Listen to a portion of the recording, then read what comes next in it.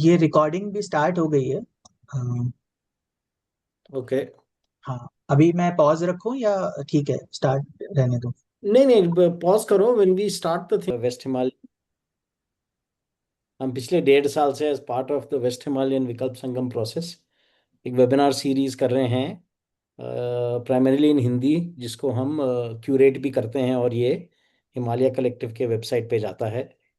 सो ये जो अभी हम सीरीज कर रहे हैं ये थोड़ा अलग है, क्योंकि हमारा संगम का मीटिंग हुआ था। Sangam basically 35 organisations across the western Himalaya जो हैं, हमारी मीटिंग हुई थी हिमाचल में, बीर बिलिंग में, इन फेब्रवरी।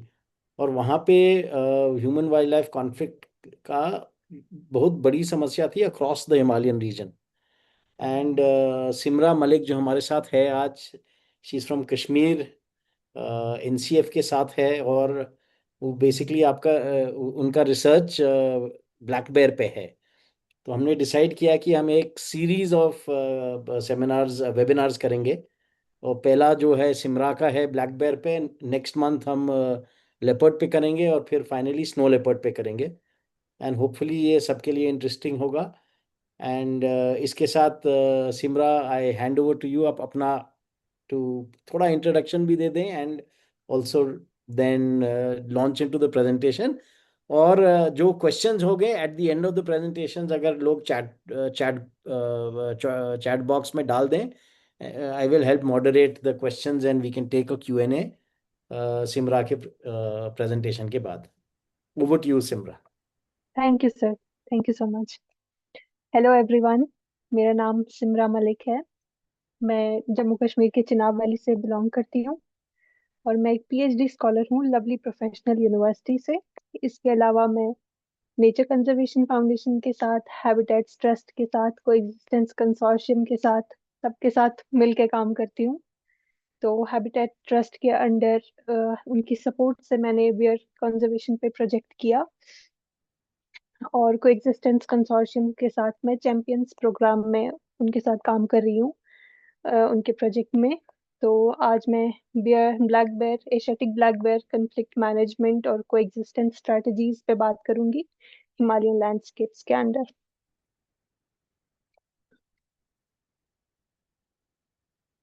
सो shall I just start over? बिल्कुल बिल्कुल, please start. Okay.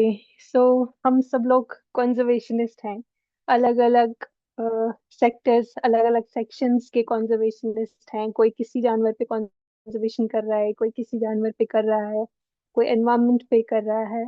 But somehow हम सभी लोग जंगल से जुड़े हुए होते हैं। जंगल हमारा घर है और जंगल के साथ ही हम लोगों का काम है। तो अगर आप जंगल में ट्रैक करते हुए या काम करते हुए किसी हाई कैनपी पे एक बड़ा सा घोंसला देखें, तो ये जरूरी नहीं है कि वो किसी बर्ड का घोंसला होगा। ये एक ब्लैक बेयर की रेस्टिंग स्पेस हो सकती है। तो एशियाटिक ब्लैक बेयर्स जो होते हैं वो पेड़ों पे ऐसे ट्विग्स को तोड़ के घोंसले बनाते हैं और उनमें रेस्ट करते हैं। तो ये बड़े बड़े जानवर जो हैं, ये ब्लैक बेयर्स जो हैं, ये हिमालय के गार्डनर्स हैं और प्राइमरी आर्किटेक्ट्स हैं। क्योंकि यही आज जिस तरीके के हमारे हिमालयन फॉरेस्ट दिखाई देते हैं या एशियन फॉरेस्ट दिखाई देते हैं, ब्लैक बेयर्स का उनमें एक बहुत बड़ा रोल है। ये एक प्राइमरी सीड डिस्पर्सर है। तो सबसे पहले आप लोग, मैं चाहूंगी कि आप लोग पिक्चर करें थोड़ा ब्लैक बेयर कैसा होता है। एक 200 kgs का एक बीस्ट है जिसके चेस्ट पे वाइट फर का एक क्रिसेंट बना हुआ है। बड़े बड़े क्लॉज होते हैं, राउंड एयर्स होते हैं। समटाइम्स अगर आपके सामने आ जाए तो बहुत खूंखार लगता है, बट कहीं हाइबरनेट करते हुए किसी गुफा में आप इसे देख लें तो बहुत ही मासूम नजर आता है। या बच्चों के साथ इस शो को देख लें, मदर पेयर को देख लें, तो बहुत ही स्वीट लगता है, बहुत क्यूट लगता है देखने में। तो ये जो क्यूट सा जानवर या ब्लैक बेयर जो है, बेयर्स जो हैं, बेयर्स बहुत डाइवर्स स्पीशीज के होते हैं। पूरी दुनिया में अलग अलग जगह पे अलग अलग तरह के बेयर्स मौजूद हैं, जिनमें से हमारा एशियाटिक ब्लैक बेयर भी एक टाइप है। तो ये ग्लोबल बेयर डाइवर्सिटी जो है, इसमें नॉर्थ अमेरिकन ब्लैक बेयर आता है, ब्राउन बेयर आता है, पोलर बेयर आता है, हमारा एशियाटिक ब्लैक बेयर आता है, इंडियन बेयर आता है जिसे स्पेक्टिकल्ड बेयर भी कहते हैं, पैंडा बेयर आता है, स्लॉथ बेयर आता है, सन बेयर आता है।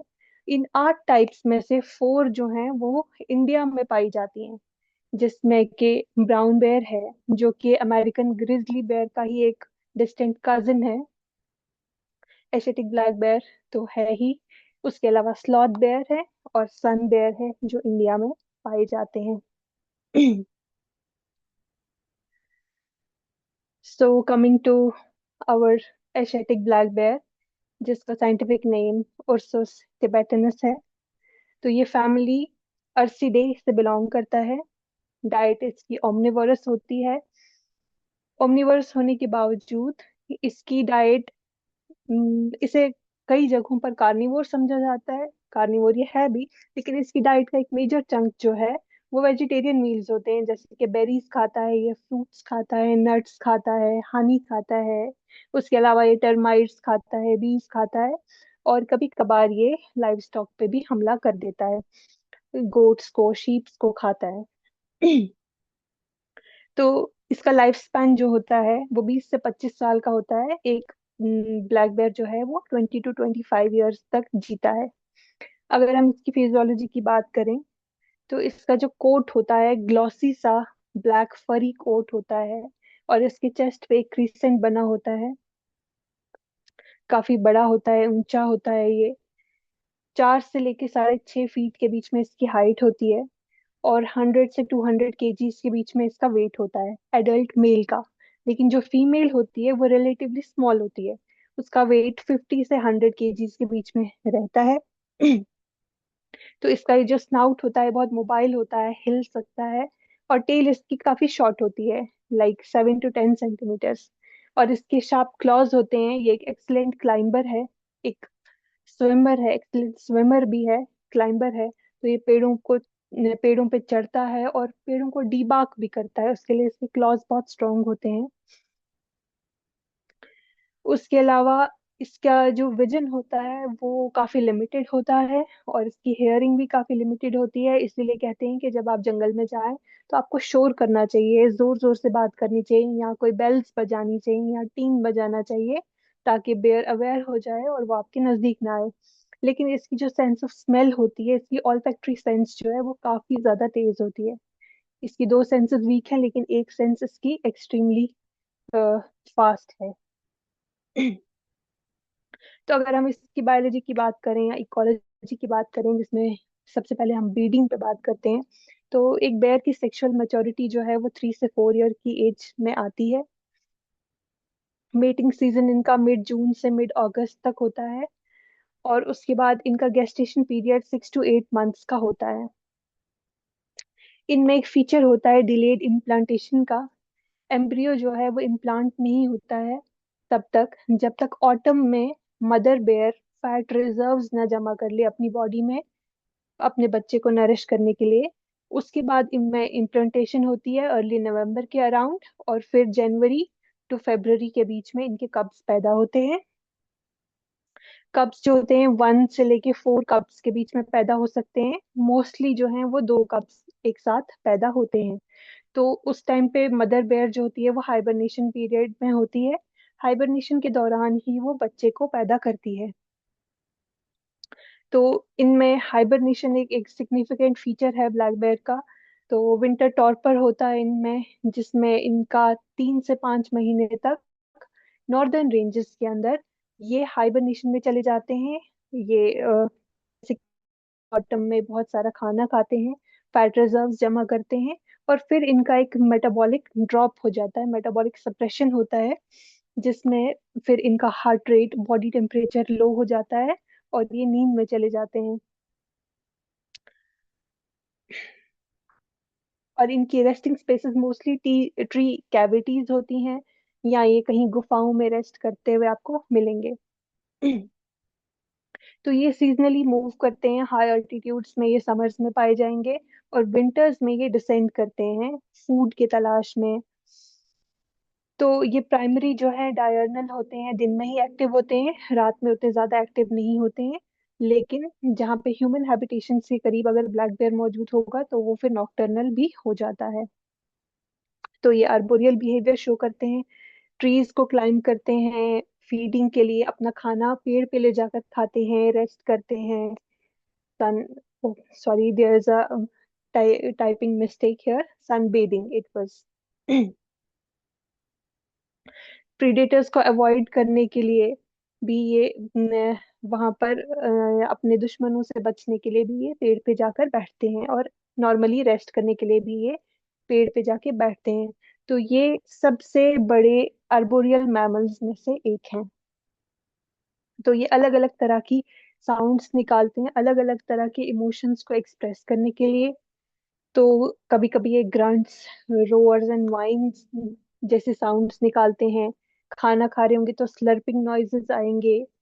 कभी एग्रेसिव होंगे तो लाउड हॉर्श हार्श कॉल्स देंगे, या अगर वुंडेड होंगे, थ्रेटेंड होंगे तो जोर से चिल्लाते हैं। जब ये अपने एनिमी को वॉर्न कर रहे होते हैं तो हिसिंग साउंड निकालते हैं। और जब ये अपने ही फेलो ब्लैक बेयर्स से कम्युनिकेट कर रहे होते हैं तो ये टट टट की साउंड निकालते हैं, ऐसे करके अपने माउथ के रूप से वो साउंड निकालते हैं। तो इनकी हम डिस्ट्रीब्यूशन और हैबिटेट की बात करें तो ये बहुत वाइडली डिस्ट्रीब्यूटेड थे प्लीस्टोसीन एरा में। आइबेरियन पेनिनसुला से उराल माउंटेन से लेके फार ईस्ट तक इनकी प्रेजेंस थी।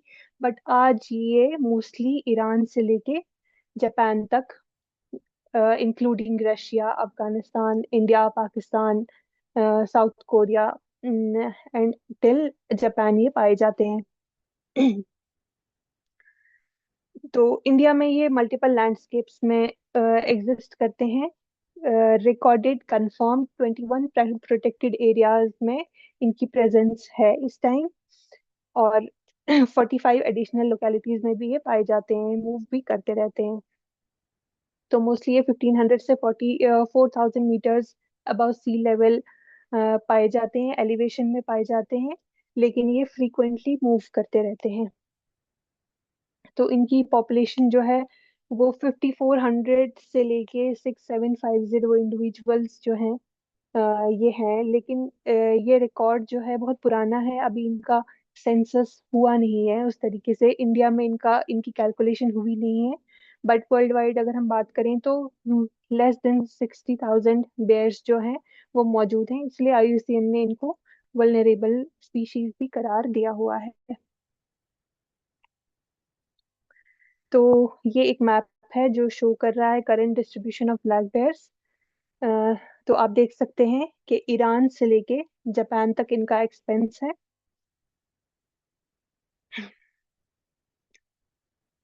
तो इनकी पॉपुलेशन जो है बहुत सिग्निफिकेंटली डिक्लाइन कर रही है। इसके बहुत सारे रीजंस हैं, जिनमें प्राइमरी जो है रिटेलिएटरी किलिंग है, क्योंकि बेयर एक एग्रेसिव एनिमल है। जब ये किसी फार्म को, किसी क्रॉपलैंड को, किसी ह्यूमन को अटैक करता है तो नेचुरली ह्यूमंस का रिटेलिएटरी इंस्टिंक्ट एक्टिवेट हो जाता है और ये परसिक्यूशन का शिकार हो जाते हैं। तो मेजर थ्रेट फेस कर रहे हैं इस टाइम ये, वल्नरेबल डिक्लेयर किया हुआ है इनको IUCN ने। और हैबिटेट लॉस एक प्राइमरी ड्राइवर माना जाता है। जितना ज्यादा ह्यूमन पॉपुलेशन एक्सपैंड हो रही है उतना इनकी हैबिटेट्स श्रिंक हो रही हैं। इसके अलावा क्लाइमेट चेंज भी एक इम्पॉर्टेंट फैक्टर है जिसकी वजह से इनकी हैबिटेट्स डिस्ट्रॉय हो रही हैं, श्रिंक हो रही हैं। और ये इनको मतलब कम स्पेसेस में रहने के लिए मिलता है, जिसकी वजह से इनकी स्पेस ह्यूमंस की स्पेस के साथ ओवरलैप हो जाती है, जहाँ पे ह्यूमन बेयर कन्फ्लिक्ट अराइज होता है। उसके अलावा ह्यूमंस का एक्सपेंडिंग लैंड यूज या फॉरेस्ट एज पे फार्मिंग करना या इनको किल करना, उसकी वजह से भी इन पर बहुत ज्यादा प्रेशर पड़ता है। इलीगल हंटिंग भी अभी तक प्रेवलेंट है। इनका गाल ब्लेडर एक्सट्रैक्ट किया जाता है और बाकी बॉडी पार्ट जैसे स्किन, फैट वगैरह भी एक्सट्रैक्ट की जाती है। तो एशिया वाइड इनका गाल ब्लैडर जो है या इनके बॉडी से निकलने वाली फैट जो है वो अभी तक मेडिसिन में यूज होती है, जिसके लिए इलीगली इनको हंट किया जाता है। कभी कभी ये कैप्टिव एक्सप्लॉइटेशन का शिकार भी होते हैं। बाइल फार्म्स बने हुए हैं जहाँ पे इनसे बाइल एक्सट्रैक्ट किया जाता है। कैम्ब्रिज की एक स्टडी थी, वियतनाम में कैम्ब्रिज यूनिवर्सिटी ने एक स्टडी की जिसमें उन्होंने 21 ब्लैक बेयर्स को रेस्क्यू किया। 16 ब्लैक बेयर्स को रेस्क्यू किया बाइल फार्म्स में। और on the day of rescue उनकी बॉडी में फीकल कॉर्टिसोल मेटाबोलाइट्स का जो अमाउंट था वो बहुत ज्यादा था। बट 21 डेज उनको फ्री रखने के बाद, डी स्ट्रेस करने के बाद, जब उनका दोबारा से जांच की गई तो कॉर्टिसोल लेवल काफी ज्यादा ड्रॉप हुआ था। इसका मतलब है कि ये कैप्टिविटी में भी काफी ज्यादा स्ट्रेस में आ जाते हैं। क्लाइमेट चेंज ने तो इसको बहुत ज्यादा इम्पैक्ट किया है। सबसे पहले तो एक बहुत बड़ा इम्पैक्ट हुआ है, इसका हाइबरनेशन पीरियड जो है वो खत्म हो गया है, बहुत कम हो गया है। पहले जहाँ ब्लैक बेयर 4 से 5 महीने तक सोता था, आज वो 30 to 60 डेज भी नहीं सो पा रहा है। इसकी वजूहत हैं जैसे कि इसे उतनी न्यूट्रिशन नहीं मिल पा रही है जिसके बाद ये अपनी बॉडी को शट डाउन करता था। या ब्लैक बेयर की खासियत जैसे मैंने आपको बताया था कि नॉर्दर्न रेंजेस में बेयर हाइबरनेट करता है, साउदर्न एरियाज में या वार्मर क्लाइमेट्स में ब्लैक बेयर उतना ज्यादा हाइबरनेट नहीं करता। तो अभी क्लाइमेट्स जो हैं, अभी अर्थ जो है बहुत ज्यादा हीट अप हो रही है, वार्म हो रही है, जिसकी वजह से ब्लैक बेयर का ये बिहेवियर ऑल्टर हो रहा है और वो हाइबरनेट नहीं कर पा रहा है। इसकी वजह से भी लोग काफी ज्यादा परेशानी में आ गए हैं। जो लोग जंगलों के पास रहते हैं, नेशनल पार्क्स की बाउंड्रीज पे रहते हैं, वो बहुत ज्यादा कंफ्लिक्ट फेस कर रहे हैं ब्लैक बेयर की, क्योंकि ये हाइबरनेट नहीं कर रहा है। तो ह्यूमन बेयर कंफ्लिक्ट का एक ओवरव्यू मैं आपको देती हूँ। तो किस किस तरह की कंफ्लिक्ट में ये एंगेज्ड है इंसानों के साथ। सबसे पहले तो ये क्रॉप्स की डिप्रेडेशन करता है, क्रॉप्स पे अटैक करता है, ऑर्किड्स पे अटैक करता है, मकई के खेतों पे अटैक करता है, फ्रूट ऑर्किड्स पे अटैक करता है, एप्पल फार्म्स में जाता है, या वॉलनट ट्रीज को अटैक करता है, एपिकल्चर फार्म जहाँ पे बीज रखी जाती हैं बीज को अटैक करता है, हनी खाता है, फिशरी फार्म्स को अटैक करता है, फिशेस खाता है, और कभी कभी लोगों के लाइव स्टॉक शेड्स में भी घुसकर लाइव स्टॉक को खा लेता है। उसके अलावा ये डीबाग करता है ट्रीज को। जब मैंने सर्वे की किश्तवाड़ लैंडस्केप में, तो बहुत सारे लोगों ने बताया कि पेड़ फल भी खा लेता है और पेड़ भी खराब कर देता है, पेड़ की छाल को अपने क्लॉज से निकाल देता है। और उसके अलावा अगर कोई इंसान इसके दायरे में आ जाए तो उसे भी अटैक भी करता है, मार भी देता है। तो वहां से मैंने इंजरीज भी रिकॉर्ड की और किलिंग्स भी काफी सारी ब्लैक बेयर की वजह से रिकॉर्ड की। तो क्रॉप डैमेज जो है बहुत सिग्निफिकेंट है। हाईएस्ट प्रेवलेंट जो है इसकी कंफ्लिक्ट जो है वो क्रॉप डैमेज ही है। उसके बाद लाइफ स्टॉक डिप्रेडेशन आती है, और उसके बाद ये ह्यूमन इंजरीज और किलिंग्स में इन्वॉल्व है। लेकिन सबसे ज्यादा ये क्रॉप डैमेजेस में ही इन्वॉल्व है, बिकॉज ये फूड हंट के लिए आता है। तो बहुत सारी चीजें हैं जो इसकी वजह है, इस कंफ्लिक्ट की वजह है। ह्यूमन एक्टिविटीज जो हैं वो बढ़ती जा रही हैं, जंगलों की कटाई बढ़ती जा रही है। लोग जंगल की जमीन को काट कर वहां पे फार्म लैंड बनाते हैं, उसकी वजह से भी बेयर्स कंफ्यूज हो जाते हैं। बेयर का हैबिटेट है, उसकी होम रेंज है, तो जहाँ पे भी बेयर का हैबिटेट है डिस्ट्रॉय होगा, वहां पे वो आकर ह्यूमंस पे अटैक करता है और फिर वापस रिटेलिएटरी अटैक्स में मारा भी जाता है। तो अगर हमें को एग्जिस्टेंस को प्रमोट करना है तो इन अंडरलाइंग कॉजेज को एड्रेस करना सबसे ज्यादा जरूरी है। कि हमें क्रॉप लैंड को किस तरीके से प्रोटेक्ट करना है, लोगों को क्या क्या कॉशंस लेने हैं, क्या क्या प्रिकॉशंस लेने हैं, क्या मेजर्स लेने चाहिए जिसकी वजह से बेयर की भी जान बचे और लोगों की भी जान बचे।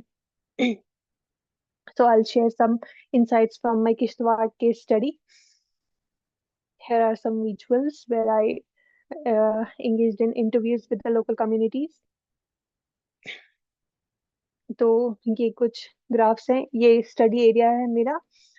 राइट साइड में आप देख पा रहे होंगे स्टडी एरिया मैप है। इसमें मैंने 4 ब्लॉक्स को स्टडी किया था surrounding the Kishtwar high altitude national park.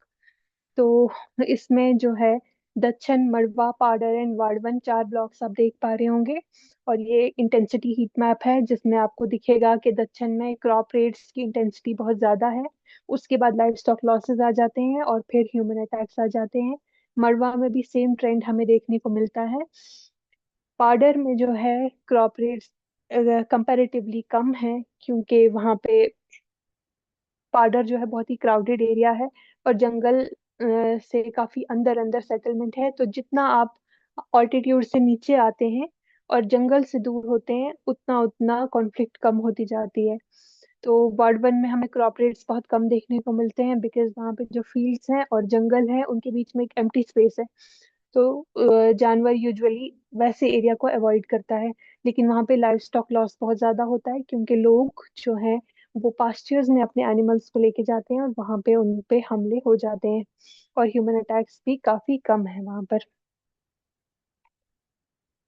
तो ये मैंने एटीट्यूड्स, लोगों लोगों की एटीट्यूड्स की स्टडी की कि क्या एटीट्यूड्स रहते हैं लोगों के एनिमल्स की तरफ और उनकी कंजर्वेशन की तरफ।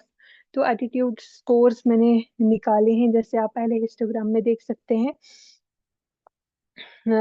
0 means neutral, 1 and 2 are positive and more positive, -1, -2 towards the negative। और आप देख सकते हैं कि जो मैंने क्वेश्चंस पूछे उनमें मुझे 0 और 1 और 2 के बीच में काफी सारे पॉजिटिव स्कोर्स भी मुझे देखने को मिले हैं। काफी सारे लोग हैं जिनके नेगेटिव परसेप्शंस हैं, जैसे कि दूसरे वाले बॉक्स प्लॉट में आप देख पा रहे होंगे कि जो एटीट्यूड्स हैं वो स्टूडेंट्स के एटीट्यूड काफी पॉजिटिव हैं। उसके अलावा उसके बाद गवर्नमेंट एम्प्लॉयज जो हैं वो उससे थोड़े कम पॉजिटिव हैं। लेबरर्स उससे कम हो जाते हैं, बिजनेसमैन उससे कम हो जाते हैं, और जो एग्रो पैस्टोरलिस्ट हैं वो सबसे ज्यादा नेगेटिव एटीट्यूड शो करते हैं। तो कहीं ना कहीं ऑक्यूपेशन एक बहुत बड़ा रीजन है लोगों के एटीट्यूड्स को इन्फ्लुएंस करने के लिए। जो स्टूडेंट्स हैं उनकी ज्यादा डीलिंग नहीं होती है वाइल्ड लाइफ के साथ, या उनको डायरेक्टली इम्पैक्ट नहीं करता है। लेकिन agro pastoralist on the other hand वो फील्ड में होते हैं, वो जंगल में होते हैं, तो उनके एटीट्यूड्स काफी ज्यादा नेगेटिव देखने को मिलते हैं। उसके अलावा हमने जेंडर को एज वेरिएबल लेकर भी एटीट्यूड स्कोर्स को मेजर किया। तो इसमें आप देख सकते हैं कि फीमेल्स जो हैं उनके एटीट्यूड्स ज्यादा नेगेटिव हमें दिखाई देते हैं, जबकि मेल्स जो हैं उनके एटीट्यूड्स कंपैरेटिवली काफी पॉजिटिव हमें दिखाई देते हैं।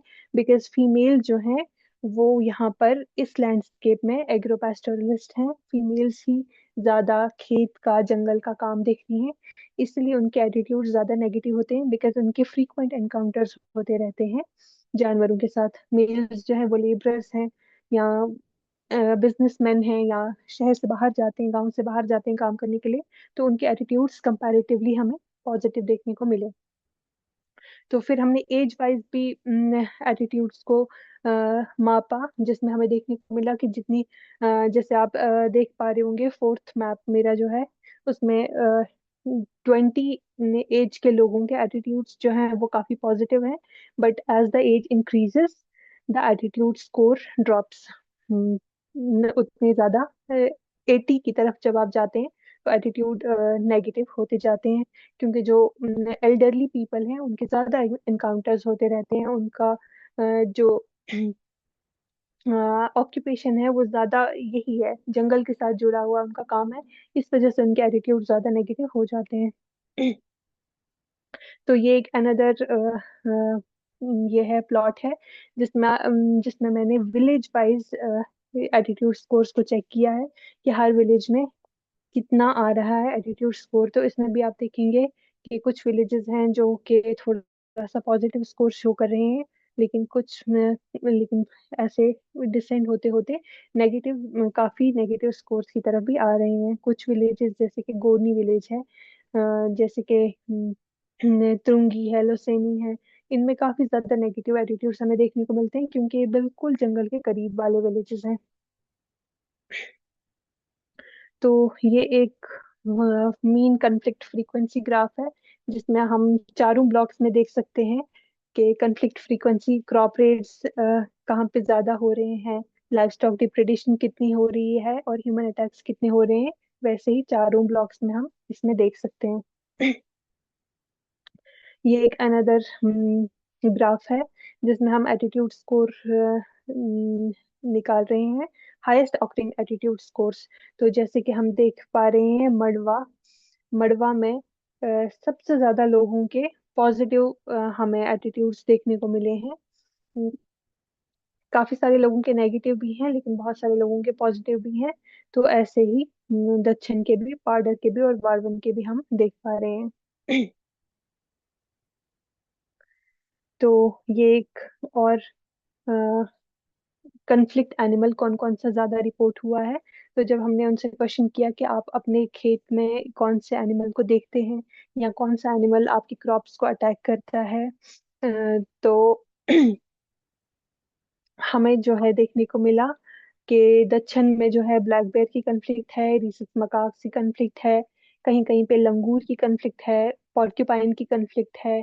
सिमिलरली मड़वा में हमें ब्लैक बेयर की कन्फ्लिक्ट देखने को मिली, और इंटेंसिटी भी, इसमें हम परसेंटेज ऑफ रिपोर्ट्स कि मड़वा में कितनी ज्यादा रिपोर्टिंग हो रही है, पार्डर में कितनी ज्यादा रिपोर्टिंग हो रही है, पार्डर में कितनी ज्यादा रिपोर्टिंग हो रही है। तो इसमें हमें देखने को मिलता है कि किस जानवर की कितनी ज्यादा रिपोर्टिंग किस ब्लॉक से हो रही है। इस मैप के थ्रू मैंने दिखाने की कोशिश की है। तो ये एक और ग्राफ है जिसमें सीजनल फ्रीक्वेंसी है रिपोर्टेड कन्फ्लिक्ट की, ये किस मौसम में ज्यादा रिपोर्ट हो रहा है। तो इसमें हम क्लियरली देख सकते हैं कि ब्लैक बेयर जो है वो समर और ऑटम में ज्यादा रिकॉर्ड हो रहा है, क्योंकि समर और ऑटम ही इनके ग्रोइंग और हार्वेस्टिंग पीरियड्स होते हैं। इस टाइम पे इनके पास क्रॉप्स होती हैं, तो इसी टाइम पे ज्यादा इनका अटैक होता है। बाकी टाइम पे कभी स्ट्रे एनिमल्स का भी कॉन्फ्लिक्ट रहता है, कश्मीर ग्रे लंगूर का भी है लेकिन बहुत कम है। उसके अलावा मार्टिन है, येलो थ्रोटेड मार्टिन, पाइका है, पोर्क्यूपाइन है, रीसस मकाक्स है। रीसस मकाक और ब्लैक बेयर की कांस्टेंट कॉन्फ्लिक्ट है, और वो इन्हीं दो मौसमों में होती है जब इनका ग्रोइंग एंड हार्वेस्टिंग सीजन होता है। तो इस सब से बहुत सारे सोशियो इकोनॉमिक इम्पैक्ट्स भी होते हैं। सबसे पहले तो इनके एग्रीकल्चरल लॉसेस होते हैं। जब हमने उनसे पूछा तो उन्होंने बताया कि हम सबसे ज्यादा मेज ग्रो करते हैं, उसके अलावा ये बीन्स ग्रो करते हैं, पटेटोज ग्रो करते हैं, वेजिटेबल्स और फ्रूट्स भी ग्रो करते हैं, और इन्हीं चीजों पे सबसे ज्यादा अटैक्स हो जाते हैं। ब्लैक बेयर जो है वो मेज के फील्ड में सबसे ज्यादा आकर छुपता है, ट्रैम्पल भी कर देता है, क्रॉप को खा भी लेता है, और छुपकर वहां पर फिर लोगों पे हमला भी करता है। तो जैसे कि रिकॉर्ड हुआ कि 25 से 75% तक यील्ड जो है एनुअली लूज कर देते हैं वहाँ के लोग, जिनका प्राइमरी सोर्स ऑफ इनकम ही ये क्रॉप्स और अपने जानवर ही है। तो एनुअल लॉस इनका 30 से 50 तक चला जाता है, जो कि इनकी इनकी इनकम का एक सिग्निफिकेंट पोर्शन है। उसके अलावा ये लाइव स्टॉक हर्डर्स भी हैं, और इनके शीप, गोट और कैटल की भी कंटिन्यूअसली डिप्रेडेशन होती है। वहाँ पे अभी भी जो मिटिगेशन स्ट्रैटेजीज हैं वो बहुत प्रिमिटिव हैं। जिस एरिया में मैंने स्टडी की है उसमें बहुत सारे गांव ऐसे हैं जहाँ पर अभी तक न रोड्स हैं, न इलेक्ट्रिसिटी है, ना ही मोबाइल कनेक्टिविटी है। तो ऐसे एरियाज में जानवरों के हमले बहुत ज्यादा होते हैं, और इनके पास घरों में कच्चे शेड्स बने हुए होते हैं जहाँ पे ये अपने माल मवेशी को रखते हैं। और बेर के लिए कोई मुश्किल नहीं है वो शेड तोड़ लेना, और बहुत सारे अटैक्स फ्रीक्वेंटली होते हैं जहाँ पे इनके भेड़ बकरियां मारे जाते हैं, कभी कभार कैटल पे भी वो हमला कर देता है। लास्ट ईयर एक फैमिली की गाय खा ली ब्लैक बेयर ने। तो एक लॉस भी जो है वो इनके लिए फाइनेंशियल सेटबैक है। एक बकरवाल ने हमसे कहा कि जब एक बकरी भी मारी जाती है तो एक हफ्ते तक हम सो नहीं पाते हैं, बिकॉज उनका एसेट ही वही है। तो इस सब के बीच में डेट का बर्डन भी हो जाता है, क्योंकि अगर कोई इंसान इंजर हो जाता है, बेयर का अटैक जो होता है वो बहुत खतरनाक होता है। उसमें फेस डिफॉर्म हो जाता है, कोई लिम्ब चली जाती है, तो सर्जरीज बहुत एक्सपेंसिव होती हैं। तो टाइमली कंपनसेशन ना मिल पाना या कंपनसेशन डिनाई हो जाना, उसकी वजह से लोग डेट में भी आ जाते हैं। तो ये भी बहुत ज्यादा इनके एटीट्यूड्स को इम्पेक्ट करता है। जाहिर है जब लोगों को मुआवजा नहीं मिलेगा तो फिर वो कंजर्वेशन को भी प्रमोट या हेल्प नहीं करेंगे। अ, उसके अलावा अपॉर्चुनिटी कॉस्ट है, जब आपको नाइट टाइम गार्ड करना पड़ेगा तो आप दिन में काम नहीं कर पाएंगे, आपका प्रोडक्टिव डे हाथ से चला जाएगा। और इनके लिए ऑल्टरनेटिव इनकम अपॉर्चुनिटी भी इस तरीके से खत्म हो जाती है। तो ये सोनली डिपेंडेंट है अपनी क्रॉप पे और अपने लाइफ स्टॉक पे अपनी इनकम के लिए, और वो इनका सारा जो है वो जंगली जानवरों की नजर हो जाता है। क्योंकि जंगली जानवरों को वाइल्ड लाइफ प्रोटेक्शन एक्ट के अंडर प्रोटेक्ट किया गया है, और बेयर को शेड्यूल 1 के अंडर एब्सोल्यूट प्रोटेक्शन दी गई है, जिसकी वजह से आप अगर उसे मारेंगे, रिटेलिएटरी किलिंग करेंगे, तो it is a punishable offence. तो ऐसे ही लॉज, ये लॉज ठीक है, जानवरों को बचाना बहुत इंपॉर्टेंट है, लेकिन हम लोकल कम्युनिटीज को इस सारे प्रोसेस में इग्नोर नहीं कर सकते। अगर हमें कोई एग्जिस्टेंस चाहिए तो हमें लोकल कम्युनिटीज के इंटरेस्ट को साथ लेके चलना पड़ेगा, तभी जाकर कोई एग्जिस्टेंस अचीव हो सकती है। इसके अलावा न सिर्फ सोशियो इकोनॉमिक इम्पैक्ट है इसका, साइकोलॉजिकल और सोशल इम्पैक्ट भी होता है। लोग पीटीएसडी का शिकार हैं। बहुत सारे लोग ऐसे हैं जिन्होंने बाहर जाना, जंगल जाना या अपने खेत में जाना भी छोड़ दिया है। इतना ज्यादा एंजाइटी का शिकार होते हैं वो, सोशल विड्रावल कर लेते हैं, किसी से मिलते नहीं है, बाहर निकलते नहीं है, हाइपर विजिलेंट हो जाते हैं, एंग्शियस होते हैं, अपने बच्चों के लिए परेशान होते हैं कि बाहर निकलेंगे भालू आ जाएगा, तेंदुआ आ जाएगा, कोई और जानवर आ जाएगा। तो इसकी वजह से भी बहुत ज्यादा प्रॉब्लम है। और कॉम्पनसेशन प्रोसीजर्स तो बहुत ज्यादा डिलेड हैं, जिसकी वजह से लोग एक सेंस ऑफ अबैंडनमेंट फील करते हैं कि गवर्नमेंट जो है वो सिर्फ जंगली जानवरों पे फोकस कर रही है और हम पे फोकस नहीं कर रही है। जंगली जानवरों की जिंदगी को तरजीह दी जा रही है, लेकिन इंसानों की जिंदगी की कोई वैल्यू नहीं है। तो इस वजह से लोगों में बहुत ज्यादा रिजेंटमेंट है, जो एक कोएग्जिस्टेंस के रास्ते में एक बहुत बड़ी रुकावट है। इसके अलावा सोशल कॉन्सिक्वेंसेस होते हैं, लोगों के आपस में झगड़े हो जाते हैं। कभी किसी के खेत में जानवर आ गया और उसके बीच में दूसरे के फैमिली मेंबर को नुकसान हो गया, तो फिर उन दोनों के आपस में भी रिलेशंस खराब हो जाते हैं, जिसके वजह से कम्युनिटीज में आपस में भी टेंशन क्रिएट होती है। तो इसके मल्टी फैसेटेड इम्पैक्ट्स हैं। तो कुछ मिटिगेशन स्ट्रैटेजीज हैं जो मैंने यहाँ पर ड्राफ्ट की हैं, डिवाइस की हैं, जिसमें कि सोलर लाइट है। सबसे पहले, अगर हम वल्नरेबल एरियाज में सोलर लाइट्स लगाएंगे, तो ये ब्लैक बेयर्स को डेटर करते हैं। क्योंकि जिस एरिया में मैं काम करती हूँ वहाँ पे, एज आई टोल्ड यू, कि बिजली नहीं है, इलेक्ट्रिसिटी सप्लाई नहीं है। तो जब रात का टाइम होता है तो it is usually pitch black. तो ऐसे टाइम में ब्लैक बेयर जो है वो फ्रीक्वेंटली अटैक करता है, लेकिन अगर कोई टॉर्च हो या कोई लाइट हो तो ब्लैक बेयर जो है वहां से डर कर भाग जाता है, वो लाइट वाले एरिया में नहीं आता। अगर सोलर लाइट्स हम इंस्टॉल करेंगे तो इससे विजिबिलिटी बढ़ेगी, और जंगली जानवरों की जान भी बचेगी और इंसानों की जान भी बचेगी। उसके अलावा फेंसेस हैं, अगर हम क्रॉप फील्ड के अराउंड फेंस लगाते हैं, उससे ब्लैक बेयर जो है वो अंदर नहीं आएगा, और बाकी जो नॉन टारगेट वाइल्ड लाइफ है वो इजीली वहां से पास कर सकती है। तो इसमें भी लेकिन ड्रॉबैक्स हैं, हर एक जो इंटरवेंशन है उसकी ड्रॉबैक्स हैं। जैसे कि फेंसिंग है वो मकैक्स पे असरदार नहीं है। मकैक्स तो कोई भी फेंस फलांग कर अंदर आ सकता है। और सोलर लाइट का भी ड्रॉबैक है, क्योंकि बेयर्स जो हैं वो बहुत अडेप्टिव होते हैं, हर चीज पर अडेप्ट कर लेते हैं। अगर आप ज्यादा आग जलाएंगे, लोग जो हैं वो वहां पे फ्रिक्वेंटली खेत में आग जला के बैठते हैं रात भर, लेकिन कभी कभी भालू उससे भी अडेप्ट कर लेते हैं। वो हर चीज अडेप्ट करने में बहुत इंटेलिजेंट होते हैं, बहुत इंटेलिजेंट जानवर भी है। तो इन सारे इंटरवें तो हमें देखना पड़ेगा कि किस जगह पे हम कौन सी इंटरवेंशन कर सकते हैं। टेलर्ड इंटरवेंशन करने से सक्सेसफुल मिटिगेशन हो सकती है। उसके अलावा वेस्ट मैनेजमेंट है। हमें पता है कि वेस्ट जो है, गार्बेज डंप्स जो है वो एक बहुत बड़ा अट्रैक्टेंट है वाइल्ड एनिमल्स के लिए। तो अगर हम इफेक्टिवली मैनेज करते हैं वेस्ट को, जैसे हाइड्रोलिक लिड्स वाले डस्टबिन इंस्टॉल करते हैं, तो उससे भी बेयर जो है वो वहां पर आना बंद कर देगा, बिकॉज उससे खाना जब वहां से प्रोवाइड नहीं होगा। उसके अलावा कम्युनिटी बेस्ड कंजर्वेशन सबसे ज्यादा इम्पोर्टेंट है, जिसमें हम लोकल पार्टिसिपेशन को एम्पावर करते हैं, लोकल्स को एम्पावर करते हैं।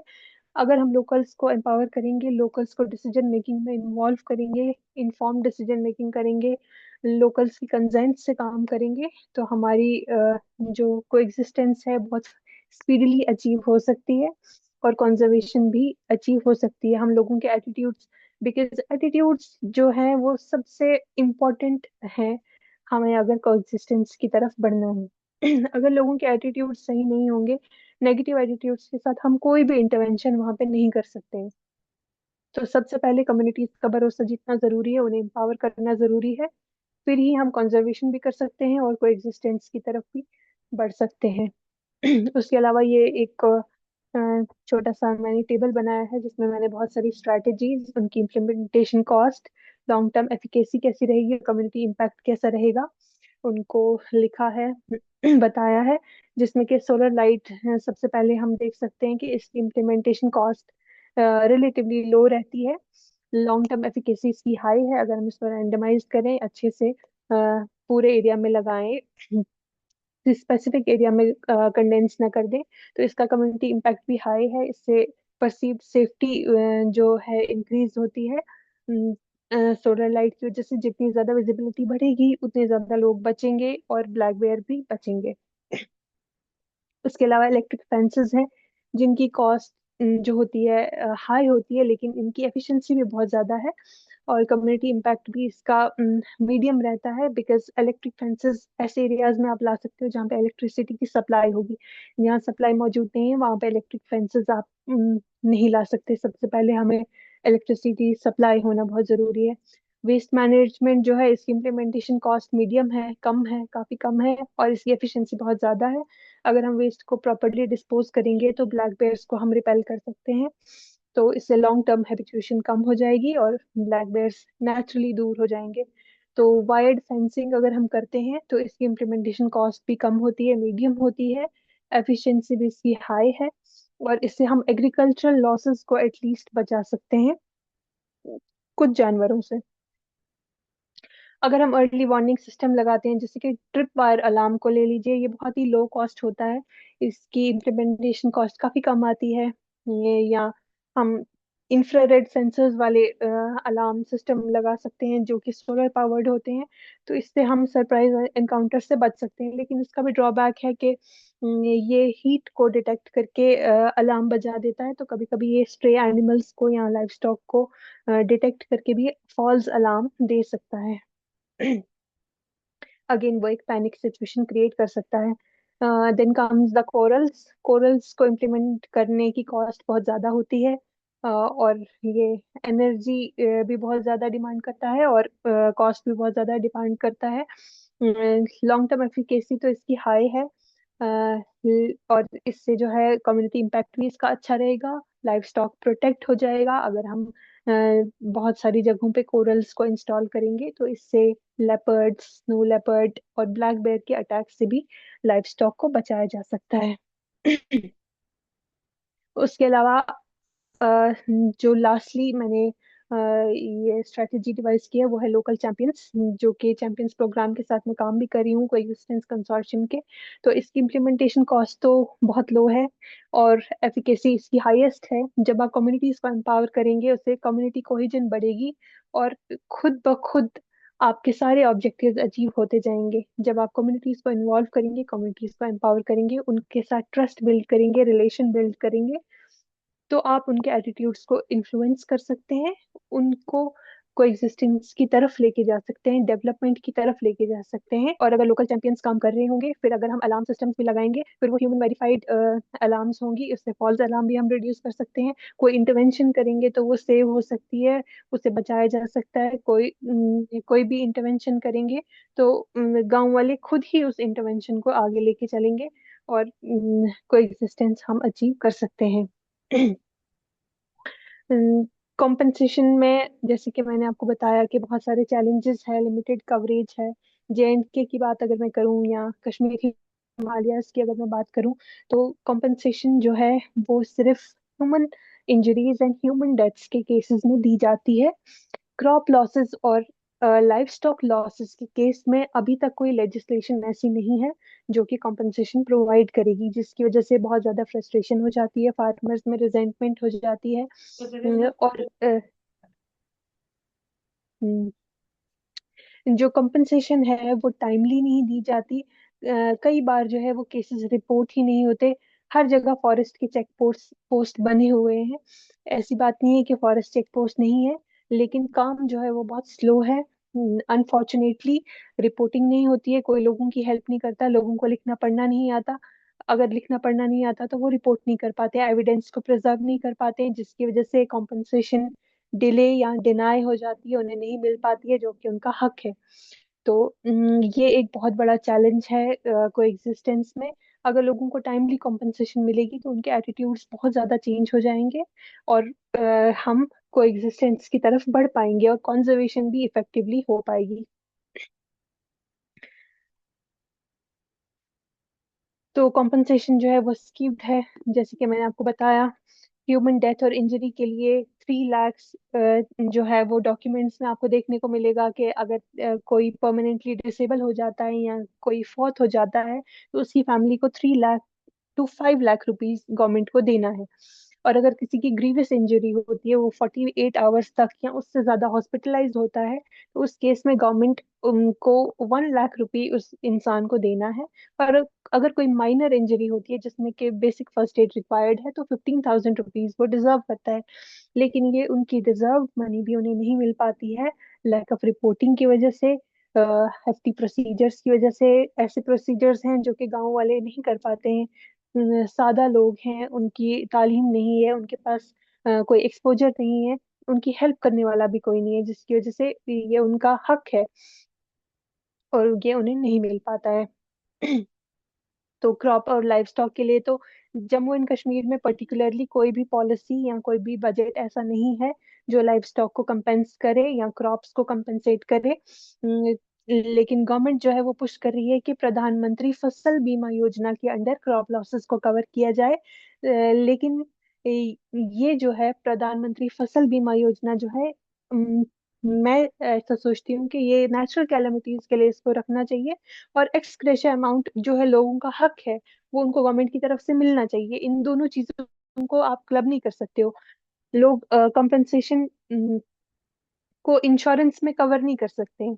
तो क्लेम ऐसे तो और इसमें भी वो एक्सेस नहीं कर पाते हैं, और क्लेम बैरियर्स बहुत ज्यादा है, डॉक्यूमेंटेशन इतनी कॉम्प्लेक्स है कि वो लोग कर ही नहीं पाते हैं। तो रिपोर्टिंग भी वो नहीं कर पाते हैं। तो अगर हमें इंटीग्रेटेड कोएग्जिस्टेंस फ्रेमवर्क चाहिए, बिल्ड करना है, तो हमें इकोलॉजिकल और सोशल सिनर्जी की जरूरत है। हमें इकोलॉजी के साथ साथ सोशल डायमेंशंस को भी साथ लेके चलना होगा। जब हम लोकल कम्युनिटीज के इंटरेस्ट को साथ लेके चलेंगे और जंगली जानवरों के इंटरेस्ट के साथ साथ लोकल कम्युनिटीज को एम्पावर करेंगे, तो ही हम कोएग्जिस्टेंस की तरफ बढ़ सकते हैं। तो वाइल्ड लाइफ प्रोटेक्शन एक्ट जो है वो उसके अंडर तो क्लियरली ये मेंशन्ड है कि स्टेट को जो है वो प्रोवाइड करना है लाइव स्टॉक के लिए कॉम्पनसेशन, क्रॉप्स के लिए कॉम्पनसेशन, ह्यूमन लाइव्स के लिए कॉम्पनसेशन। पूरा लीगल फ्रेमवर्क बना हुआ है, लेकिन ये इम्प्लीमेंटेड नहीं है बहुत सारी स्टेट्स के अंदर। बहुत सारी स्टेट्स के अंदर है भी, लेकिन बहुत सारी स्टेट्स के अंदर है भी नहीं। और ये एब्सोल्यूट प्रोटेक्शन तो देता है जंगली जानवरों को, लेकिन ह्यूमंस के लिए कोई प्रोटेक्शन अभी तक नहीं है। रिटेलिएटरी किलिंग्स बहुत ज्यादा हैं, और जिसमें लोग ही सफर करते हैं। एट द एंड लोग ही हर तरीके से सफर कर रहे हैं। जानवरों को फिर भी बचाया जा रहा है, लेकिन कम्युनिटीज सबसे ज्यादा सफर कर रही हैं। तो ये कन्फ्लिक्ट जो है मल्टी डायमेंशनल है। जैसे कि मैंने आपको बताया, लाइव स्टॉक लॉसेस भी होते हैं, क्रॉप रेट्स भी होते हैं, ह्यूमन लाइव्स भी इम्पैक्ट होती हैं। ब्लैक बेर हर तरह की कॉन्फ्लिक्ट में इन्वॉल्व है, और ब्लैक बेर की खुद की पॉपुलेशन भी डिक्लाइन हो रही है, जिसके लिए हमें चाहिए कि बहुत टेलर्ड सॉल्यूशंस की हमें ज़रूरत है। हमें हर जगह जाकर देखना चाहिए कि किस जगह पे किस तरह की कॉन्फ्लिक्ट है, उसी तरह की इंटरवेंशंस वहाँ पे किए जाने चाहिए। जैसे कि अभी कोएग्जिस्टेंस कंसोर्शियम के अंडर जो चैंपियंस प्रोग्राम में मैं प्रोजेक्ट कर रही हूँ, उसके अंडर हमने चूज किए हैं दो फ्यू विलेजेस जो कि नेशनल पार्क की बिल्कुल बाउंड्री पे पड़ते हैं, और जो बिल्कुल एक्सेसिबल नहीं है, ना बाय रोड एक्सेसिबल है, ना वहाँ पे इलेक्ट्रिसिटी सप्लाई है, ना वहाँ पे मोबाइल नेटवर्क्स हैं। वहाँ पे हम लोग अभी सोलर लाइट्स की इंटरवेंशन को करेंगे, और फिर देखा जाएगा। फिर हम इवेल्युएट करेंगे कि उससे क्या नतीजा निकलता है, कितना सक्सेसफुल होता है, और आगे के लिए हम फिर क्या कर सकते हैं। Thank you so much. नहीं, thank you Simra for nice thought provoking talk. And अगर लोग के कुछ क्वेश्चंस हैं, तो चैट बॉक्स में डाल सकते हैं या अनम्यूट करके you can ask the question. और अगर अनम्यूट करके कर रहे हो तो प्लीज अपने आप को इंट्रोड्यूस भी कर देना before you ask the question. So पहले मैं बता देती हूँ, मैं एक अर्ली करियर रिसर्चर हूँ, मैं कोई एक्सपर्ट नहीं हूँ। तो कुछ चीजें मुझे पता होंगी, कुछ चीजें मुझे पता नहीं भी हो सकती हैं, तो आई रिक्वेस्ट कि अगर कोई नॉलेज में ऐड कर सकता है तो it's most welcome. Thank you. नहीं, पर बहुत अच्छा टॉक था आई थिंक, काफी कॉम्प्रिहेंसिव भी था, तो एटलीस्ट वी एंजॉयड इट। या thank you.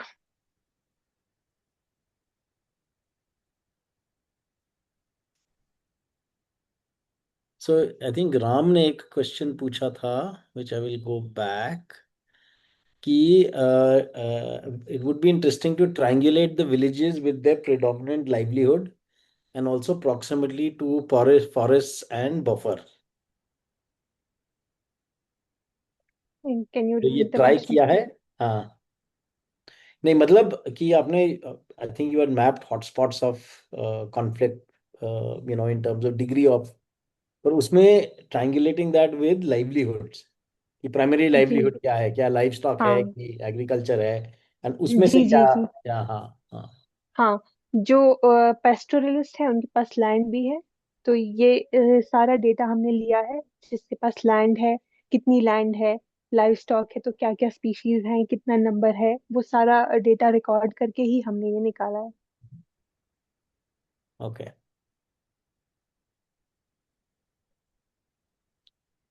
Questions anybody else? Uh, तो मेरा एक सवाल है। नमस्ते, मेरा नाम अंकित है और मैं अभी WHES के साथ ही काम कर रहा हूँ। तो मेरा सवाल ये था, बीच में आपने एक पॉइंट बोला था, मेरे ख्याल से वेस्ट मैनेजमेंट को लेकर। जी। तो मैं थोड़ा शायद या तो मिस कर गया या मुझे समझ नहीं आया कि वेस्ट मैनेजमेंट के साथ क्या उसका कनेक्शन है, वो अगर आप फिर से थोड़ा एक्सप्लेन कर दीजिए। जो गार्बेज डंप्स हैं अंकित सर, वो एक मेजर अट्रैक्टेंट हैं ब्लैक बेयर के लिए और ब्राउन बेयर के लिए भी। जहाँ जहाँ पे गार्बेज डंप्स होते हैं वहाँ वहाँ पे बेयर की प्रेजेंस आपको देखने को मिलेगी। अगर इफेक्टिवली हम गार्बेज को मैनेज करेंगे, कवर्ड रखेंगे या हटा देंगे उस जगह से, तो बेयर्स की प्रेजेंस वहाँ से कम हो जाएगी और कॉन्फ्लिक्ट भी कम हो सकती है। I hope this answers. Thank you. तो मेरा एक सवाल था कि क्या AI based ANIDERS, motion detection plus, मतलब आपने बोला भी था कि अनाइडर्स यूज हुए हैं, पर उसमें दिक्कत यह है कि कोई भी वाइल्ड लाइफ आ जाता है या लाइफ स्टॉक आ जाता है, बट अगर उसको जी। एआई से लिंक करें तो बेयर इट रिकग्निशन वुड भी। बी हाँ, इट वुड बी एक्सीलेंट अगर एआई से इसको जोड़ा जाए, तो ये एआई की ट्राई इंटरवेंशन की किया जाए, गया है, क्योंकि has it been tried for? बाकी आई नो हाँ, लेपर्ड्स वगैरह टाइगर्स के लिए तो किया गया है, I don't know black panthers के लिए कभी किया है कि नहीं। आई डोंट थिंक सर, मैंने अभी तक पढ़ा नहीं ऐसा कुछ। तो अच्छा। I surely research on this. But ये बहुत इम्पोर्टेंट सही रहेगा कि हम्म अगर एआई पावर्ड एनाइडर्स हो तो वो डिटेक्ट कर पाएंगे कि ये कौन सा जानवर है। तो हम्म वैसे ही अलार्म फिर बजेगा, फॉल्स अलार्म से प्रिवेंशन हो right, सकती है। right. वैभव का क्वेश्चन है कि why do they attack humans and dismantle the face of humans? तो बेयर के अटैक्स के जो होते हैं काफी सारे रीजंस होते हैं। कभी कभी जो होता है, बेयर खुद को डिफेंड करने के लिए अटैक करता है। कभी कभी वो अटैक की नीयत से अटैक करता है, एग्रेसिव अटैक्स भी होते हैं। कुछ डिफेंसिव अटैक्स भी होते हैं, कभी कभी बेयर अपने कब्स के साथ होता है तब वो अटैक करता है। और जो ये डिफेंसिव अटैक्स होते हैं, ये बहुत ज्यादा खतरनाक होते हैं, जिसमें ये आपका चेहरा भी डिफॉर्म कर सकते हैं। ओके, हाँ सुदर्शन प्लीज पूछिए। Hello, hi hi Sameera ji. Thanks hi for hi very Darshan. Informative session आपने जो दिया है। बेसिकली मैं उत्तराखंड से हूँ, तो ये कॉन्फ्लिक्ट जो आपने बोला, अभी हाइबरनेशन का टाइम काफी कम हो गया है, तो अभी सर्दियों में भी वहाँ पे काफी देखने को मिला है हाँ जी। Bear attack within Uttarakhand as well. And I think अभी जो ये फॉरेस्ट फायर जो सर्दियों में हो रही है, उसकी वजह से भी they are getting evocated to actually do.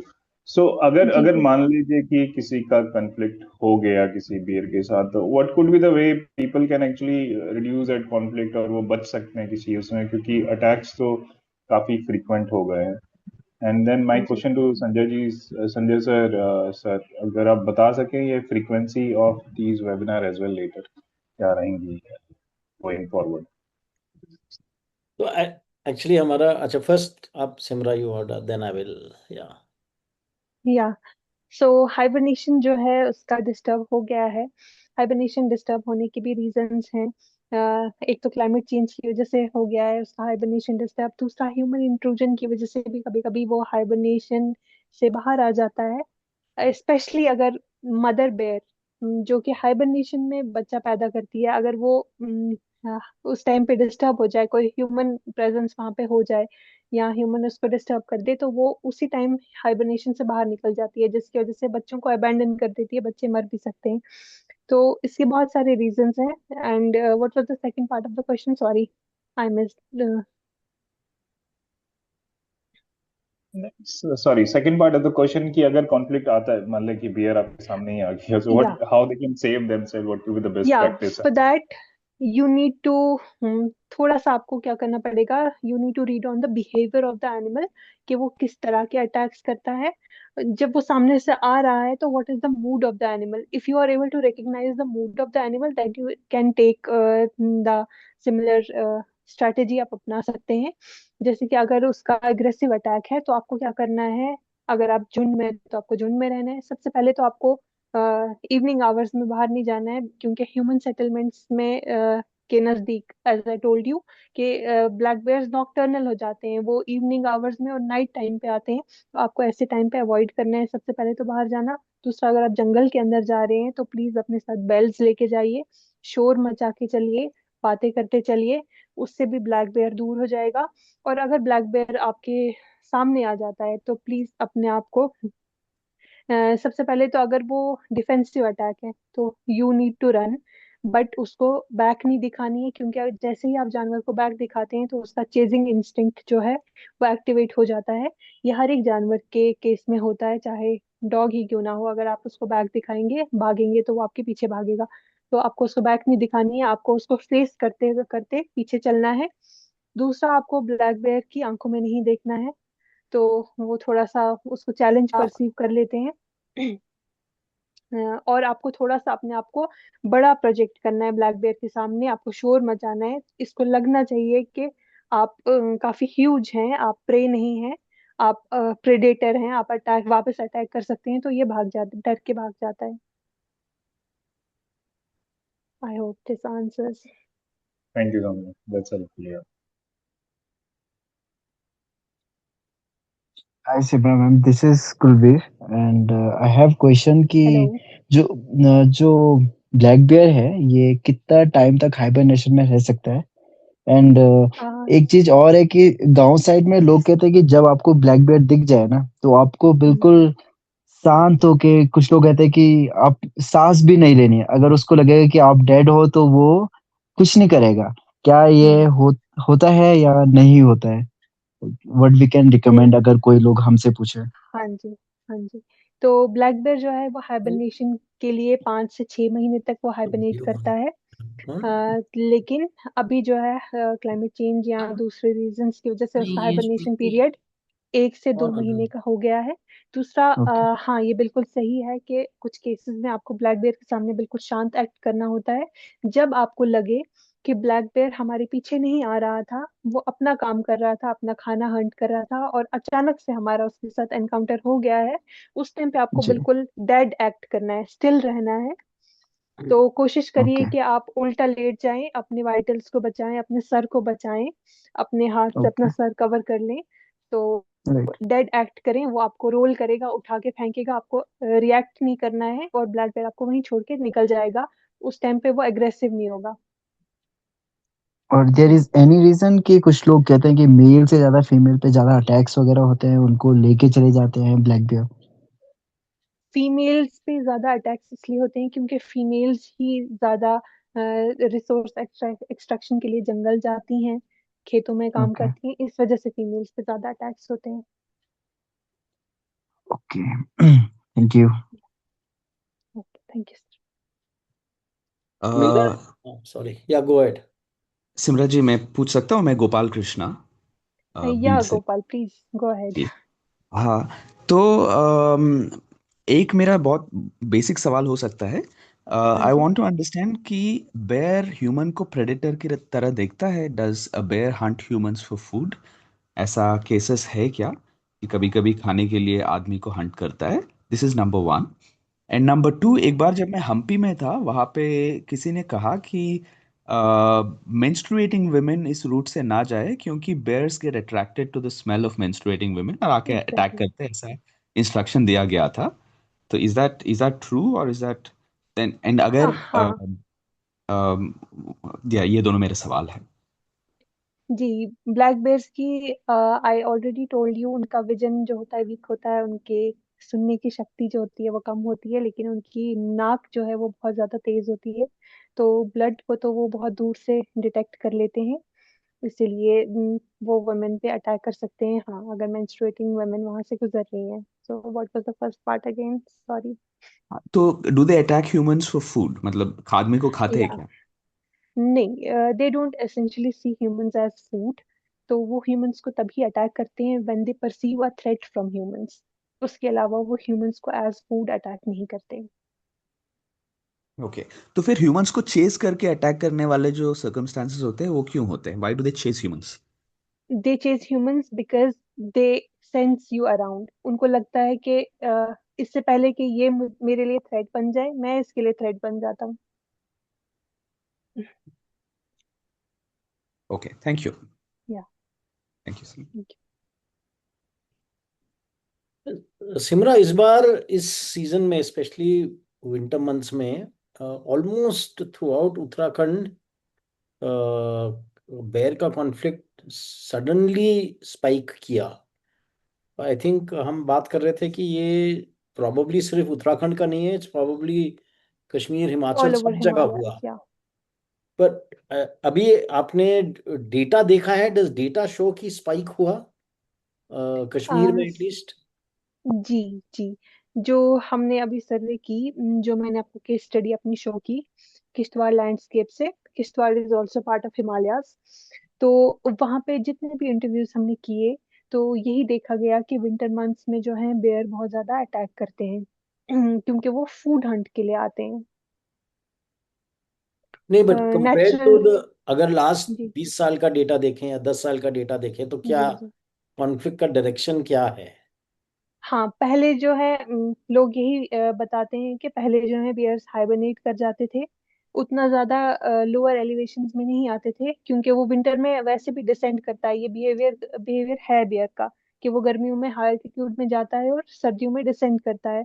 लेकिन अभी जब उसको नेचुरल हैबिटेट में खाना नहीं मिलता है, तो वो खाने की तलाश में फिर ह्यूमन हैबिटेशंस के नजदीक आ जाता है। और उसका हाइबरनेशन पीरियड कम होने की वजह से वो ज्यादा भूखा रहता है, उसकी न्यूट्रिशन रिक्वायरमेंट्स पूरी नहीं हो पाती हैं। इस वजह से विंटर्स में अटैक्स बढ़ गए हैं, क्योंकि उसका एक्टिविटी पीरियड बढ़ गया है। ओके।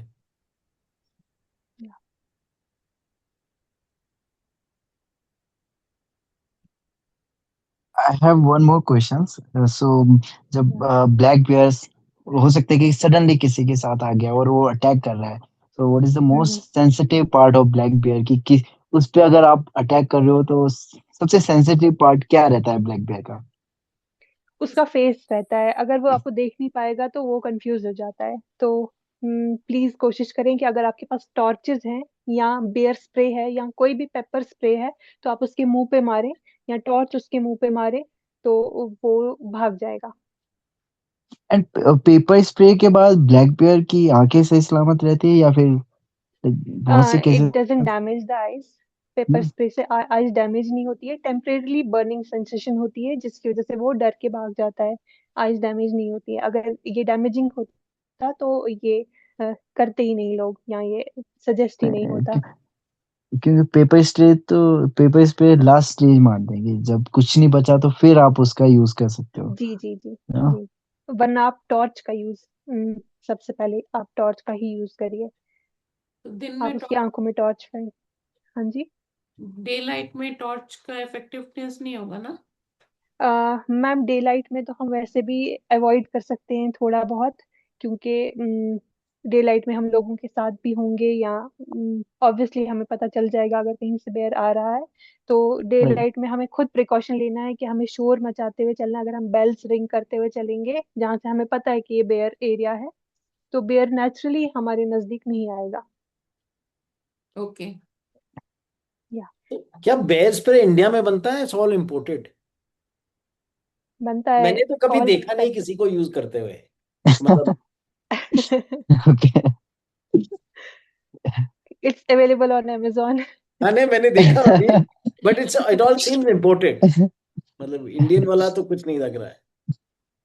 पता नहीं सर। अच्छा, सौरभ पूछ रहा है what's is traditional precautions by local people. Locals जो है वो मोस्टली हाथों में ट्रेडिशनल टॉर्चेस मशाले लेके चलते थे, या टीन बजाते हैं, या रात में खेत में आग जला के रखते हैं। यही उनके प्रिकॉशंस हैं। मेरा एक सवाल और था कि हाँ जैसे जी। आप शोर मचा के जाना है यार, तो जी। मैं याद कर पा रहा था एक घटना जो कि असम से थी, जहाँ पे कि वाइल्ड बफेलो होता है। तो उसमें शोर मचाने से ऐसा भी हो सकता है कि कुछ जानवरों के लिए वो रिपल्सिव है, कुछ जानवर के लिए वो एक्चुअली अट्रैक्टिव। तो या हाँ, इन दैट केस आपको टॉर्चेस लेके चलना चाहिए, क्योंकि टॉर्च जो है वो नेचुरली सारे वाइल्ड एनिमल्स को रिपेल कर देगी।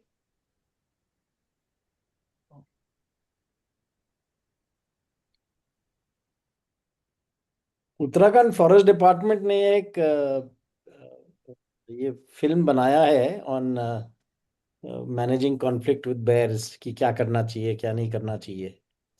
तो अगर किसी को इंटरेस्ट है तो I think it is available online. या लिंक शेयर कर सकते हैं सर? हाँ, मैं निकाल रहा हूँ। I am trying to find the link. It's अच्छा, डस्टी फुट हाँ, वाला है। मिल गया है ये। मैं डाल रहा हूँ इस ग्रुप पे। ये this is the link. Dusty foot ने बनाया था, भालू और हम। मैंने ग्रुप पे डाल दिया है।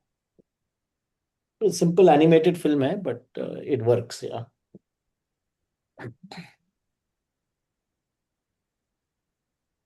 या रैप अप। ओके।